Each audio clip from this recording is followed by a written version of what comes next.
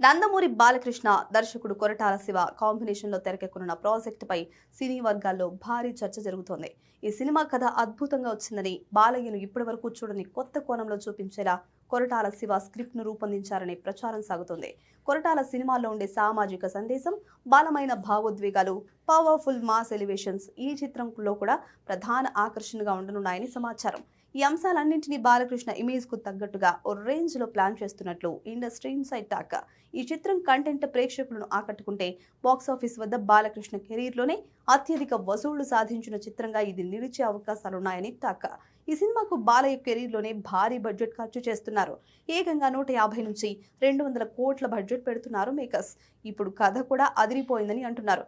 ఈ లెక్కన NBK 112 మామూలుగా ఉండదని నందమూరి అభిమానులు ఫిక్స్ అయిపోయారు. ఇప్పటికే గ్రాండ్ గా లాంచ్ అయిన ఈ సినిమా రెగ్యులర్ షూటింగ్ త్వరలోనే మొదలు కానుంది.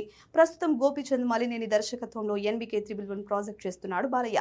ఈ సినిమా అయిపోయిన వెంటనే కొరటాల ప్రాజెక్ట్ పై ఫోకస్ చేయనున్నాడు. అన్ని అనుకున్నట్లుగా జరిగితే వచ్చే ఏడాది సమ్మర్లో NBK 112 థియేటర్లోకి వచ్చే ఛాన్స్ ఉంది.